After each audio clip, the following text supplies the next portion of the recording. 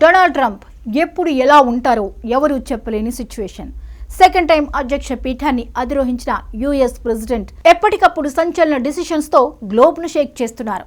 America first, మిగతా next అనే ధోరణితో వ్యవహరిస్తున్నారు. అగ్రరాజ్యంతో సంబంధాలు ఉంటే ఆ దేశం రూపురేఖలు మారడం ఖాయం. అక్కడి ప్రజల జీవన ప్రమాణాలు మెరుగవుతాయి. డాలర్ అండతో అన్ని రంగాల్లో శరవేగంగా అభివృద్ధిని సాధించవచ్చు. అందుకే అమెరికా భూతల స్వర్గంగా భావిస్తారు. మెరుగైన వాణిజ్య సంబంధాలు కుదుర్చుకునేందుకు ఆరాటపడుతుంటారు. అటు పెద్దన్న పాత్ర పోషించాల్సిన ట్రంప్ మాత్రం ఆ దిశగా చర్యలు తీసుకోవడం లేదు. ఎదిరించిన అడ్డు చెప్పిన దేశాలపై ఇష్టం వచ్చినట్టు పన్నులు వేస్తూ మోయలేని భారం మోపుతున్నారు. అమెరికా అధ్యక్ష పీఠంపై కూర్చున్నప్పటి నుంచి డొనాల్డ్ ట్రంప్ తనదైన శైలిలో సంచలన నిర్ణయాలు తీసుకుంటున్నారు. అయితే ఈసారి ఆయన విసిరిన టారిఫ్ బాంబ్ అంతర్జాతీయ వాణిజ్య వర్గాల్లో నిద్ర లేకుండా చేస్తోంది. మొదట రష్యాతో వ్యాపారం చేసే దేశాలపై సుంకాల కొరడా ఝుళిపించిన ట్రంప్ ఇప్పుడు తన నెక్స్ట్ టార్గెట్ ఇరాన్ను సెలెక్ట్ చేసుకున్నారు. ఖమేనీ ప్రభుత్వాన్ని పడగొట్టడమే లక్ష్యంగా పావులు కదుపుతున్నారు. ఆ దేశాన్ని ఒంటరిగా మార్చేందుకు కుటిల ప్రయత్నాలు చేస్తున్నారు.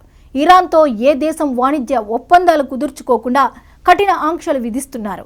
తన సొంత సోషల్ మీడియా ప్లాట్ఫామ్ ట్రూత్ సోషల్లో ఆయన చేసిన ఒక చిన్న పోస్ట్ ఇప్పుడు ప్రపంచ దేశాల ఆర్థిక లెక్కలను తలకిందులు చేస్తోంది.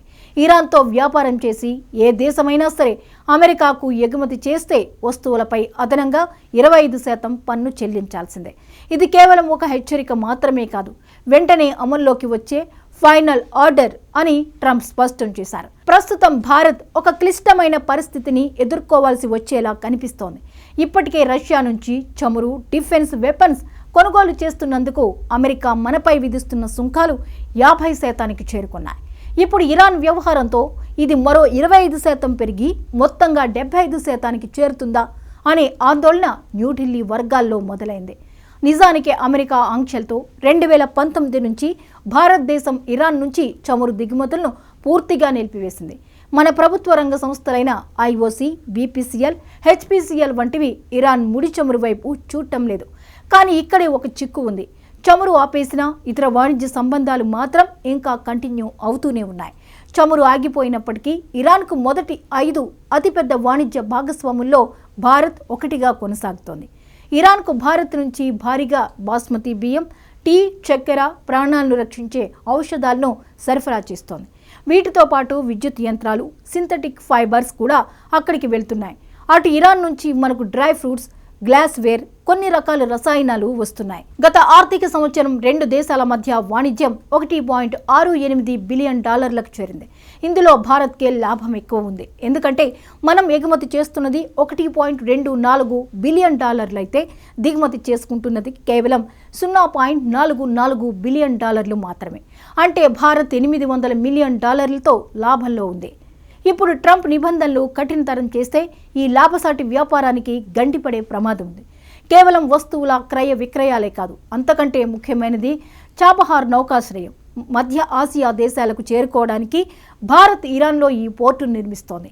అలాగే రష్యాతో కలిసి నిర్మిస్తున్న international north south transport corridor కూడా ఇరాన్ గుండానే వెళ్తుంది.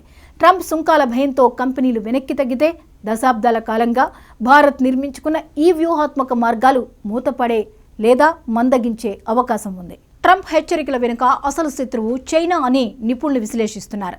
అమెరికా ఎన్ని ఆంక్షలు పెట్టినా ఇరాన్ ఆర్థిక వ్యవస్థ కుప్పకూలకపోవడానికి ప్రధాన కారణం చైనా. ఇరాన్ ఎగుమతి చేసే మొత్తం చమురులో 70 నుంచి 80% చైనాకే వెళ్తుంది. డార్క్ షిప్పింగ్ అంటే గుర్తింపు లేని నౌకల ద్వారా ఈ బిజినెస్ సాగుతోంది. ఇప్పుడు చైనాపై అమెరికా అదనపు సుంకాలు విధిస్తే అది ప్రపంచంలోని 2 అతిపెద్ద ఆర్థిక వ్యవస్థల మధ్య పూర్తిస్థాయి యుద్ధానికి దారితీస్తుంది. ఇది కేవలం అమెరికా, చైనాలకే కాదు, ప్రపంచవ్యాప్తంగా నిత్యావసరాల ధరలు పెరగడానికి కారణమవుతుంది. కేవలం భారత్, చైనాలే కాదు, రష్యా కూడా ఉక్రెయిన్ యుద్ధం తర్వాత ఇరాన్తో సంబంధాలను పెంచుకుంది. రష్యా నుంచి ఇరాన్కు గ్యాస్ సరఫరా జరుగుతోంది. వీటితో పాటు పొరుగు దేశాలైన ఆఫ్ఘనిస్తాన్, ఇరాక్, టర్కీలు కూడా ఇరాన్తో నేరుగా వాణిజ్యంలో ఉన్నాయి. ట్రంప్ నిర్ణయం ఈ దేశాలన్నింటినీ అమెరికాకు దూరం చేస్తుందా లేక అమెరికా చెప్పినట్టు వినేలా చేస్తుందా అన్నది తేలాల్సి ఉంది. డొనాల్డ్ ట్రంప్ అమెరికా ఫస్ట్ అనే సిద్ధాంతంతో దూసుకుపోతున్నారు. కానీ ప్రపంచ వాణిజ్యం అనేది ఒక గొలుసు కట్టు లాంటిది. ఒక చోట సుంకం పెంచితే దాని ప్రభావం 100 దేశాలపై పడుతుంది. భారత్ ఇప్పుడు చాలా జాగ్రత్తగా వ్యవహరించాల్సి ఉంది. ఒకవైపు మిత్రదేశమైన అమెరికాను ఒప్పిస్తూనే మరోవైపు తన వ్యూహాత్మక ఆర్థిక ప్రయోజనాలను కాపాడుకోవాల్సిన బాధ్యత న్యూఢిల్లీపై ఉంది.